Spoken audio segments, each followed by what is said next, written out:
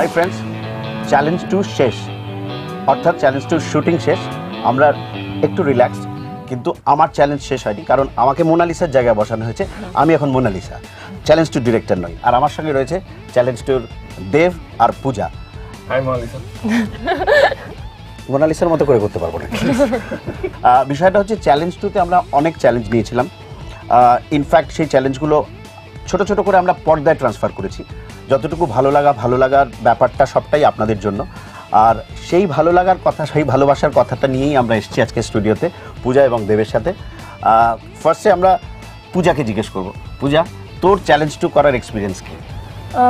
Challenge 2 actually খুব বড় challenge আমার জন্য। তোমার সাথে কাজ করলাম প্রথমবার, দেবের সাথে কাজ করলাম প্রথমবার। প্রতিটা দিনই আমার কাছে চ্যালেঞ্জ ছিল, ফ্লাইট ধরা, ফ্লাইট মিস করা। এই ব্যাপারে আমি কোনো কথা বলবো না। দেব, would you like to say something about this? It was a challenge too. It was a challenge too.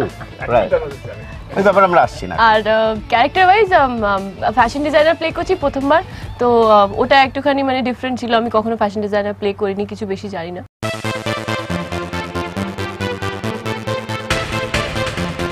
It was a challenge too, আবার বলছি, ফর দেব, কারণ দেবের প্রথম কাজ আমার সঙ্গে। দেবকে এরকমভাবে কোনোদিন দর্শক দেখেনি, অ্যান্ড আই থিঙ্ক আজকে যে কনফিডেন্সগুলো আমরা পাচ্ছি, ইনফ্যাক্ট তুমিও পাচ্ছ, এটা credit goes to him, because এই লোকটা প্রচুর খেটেছে পুরো জিনিসটাকে নিয়ে।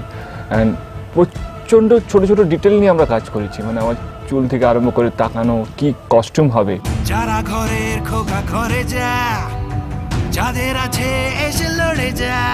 পুলিশের কস্টিউম পরছি না, বাট অ্যাটিটিউডটা সারাক্ষণ পুলিশের নিয়ে ঘুরছি। কেস একটা রাফ অ্যান্ড টাফ একটা ছেলে যে কম কথা বলে, সারাক্ষণ একটা মানে একটা বিজনেসের মধ্যে আছে, সারাক্ষণ একটা ক্রিমিনালের পিছনে পড়ে থাকে, সাইলেন্ট, মানে প্রচণ্ড সাইলেন্ট থাকে, মানে কাউকে বুঝতে দেয় না ও কি ভীষণ ডিটারমাইন্ড, ভেরি ফোকাস।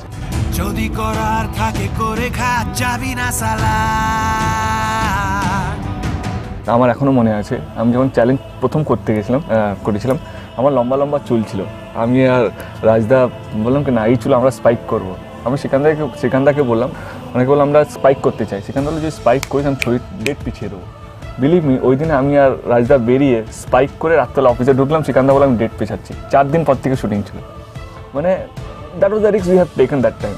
তো ওই জিনিসগুলো আবার মনে পড়ে যাচ্ছে কি এরকম ধরনের ক্যারেক্টার, এরকম ধরনের ছবি রিস্ক প্রচণ্ড আছে, কারণ তুমি সারাক্ষণ এক্সপেরিমেন্ট করছো, মানে একটা অবভিয়াসলি এক্সপেরিমেন্ট করা। এবং তুমি যে ভাষায় সাধারণত কথা বলে থাকো, একজন মানুষ যে ভাষায় সাধারণত কথা বলে থাকে, তার ঠিক তার একটা অন্য রকমের অ্যাটিটিউড তোমাকে এই ছবিতে ক্যারি করতে হয়েছে। কাউকে পরোয়ানা করিয়ে ছাই করে দেবে পুড়িয়ে, তার ছায়াও পায়ে মারিয়ে, যাবি না সালা, পালাবি না সালা। তোমার যা ডিউটি দেখানো হয়েছে, তুমি যেরকম ডিউটি বাউন্ড একটা পার্সন, তার সাথে সাথে পূজার সঙ্গে প্রেম করা। আমি অন স্ক্রিন প্রেমের কথা বলছি, অফ স্ক্রিন বলিনি, ইফ ইউ ডোন্ট মাইন্ড। তো সেগুলো সব মেনটেন করতে হয়েছে। তুমি আরম্ভ করেছো কিন্তু। আচ্ছা, কাটবি কি তোরা? মানে কাটিস না, এনিওয়ে। পূজা, আমি বলছি না, আমি অন স্ক্রিন প্রেমের আমার লাইনটা আমি এই তো কাটাতার আছে, তুই আরম্ভ করলে তো শেষটা আমি করব। ওকে, চল। তো অন স্ক্রিন যে প্রেমটা আমরা রিফ্লেক্ট করেছে ছবির মধ্যে গল্পের কারণে, সেই প্রেমটার মধ্যে তুই এসছিস নানা রকমভাবে, অনেক বাধা ফাধা পেরিয়ে তোদের মধ্যে প্রেমটা হয়েছিল। সেই প্রেমটা মালয়েশিয়াতে কিরকম জমেছিল সেটা বলি আমরা একটু দর্শকদের। একটু কম জমেছিল, ওর আর শ্রাবন্তীর প্রেমের চেয়ে একটু কম জমেছিল। শ্রাবন্তী এই ছবিতে নেই। শ্রাবন্তী মালাকার বলে একজন আছে আমাদের ছবিতে। শ্রাবন্তী মালাকার জাননি মালয়েশিয়াতে, উনি মালয়েশিয়া ছিলেন না। শ্রাবন্তী মালাকার হচ্ছে, I told you, you started, let me finish. Srabanti Malakar হচ্ছে আমার কাকিমা হয়েছে ছোটার মধ্যে। উনি তো মালয়েশিয়া আসেন। মালয়েশিয়া এখানে যা করেছে, মালয়েশিয়া যা প্রশ্নই ওঠে না। আমি মালয়েশিয়া ছিলাম, আমরা উই ওয়্যার ইন মালয়েশিয়া। দেখি দিচ্ছি দুর্গাপূজা সেটে, আমি স্পেশালি আমরা কলকাতায় আমরা দুর্গাপূজায় আসছি, দুর্গাপূজা চ্যালেঞ্জ টু রিলিজ করি। ওনার ছবি আমি পোস্ট করেছিলাম, ওর আর শ্রাবন্তী মালাকারের। তো যাকগে, এইটা তো অফ স্ক্রিন, এবার অন স্ক্রিনগুলো আমরা বলি। অন স্ক্রিন আমরা মালয়েশিয়া ছিলাম, আবার চলে যাই মালয়েশিয়াতে। মালয়েশিয়াতে তোর কেমন এক্সপিরিয়েন্স?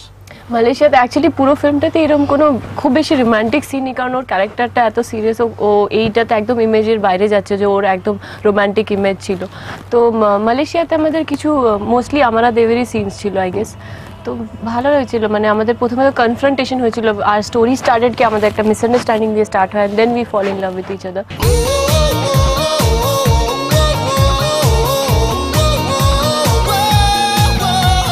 দেব, তোমার একটা বিরাট বড় রোল আছে, তার কারণ অ্যাকশন।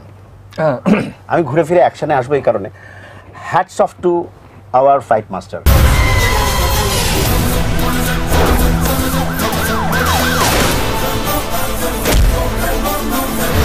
এই ছবিতে অ্যাকশনকে উনি যেভাবে এনহান্স করেছেন, তার নাম মিস্টার রকি রাজেশ।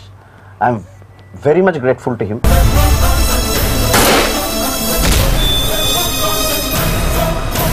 এর মধ্যে অ্যাকশনটা যেটা হবে সেটা বাংলা ছবি বা বাংলা ছবির দর্শক আজ পর্যন্ত যেন দেখেনি, এরকম একটা ব্যাপার হবে।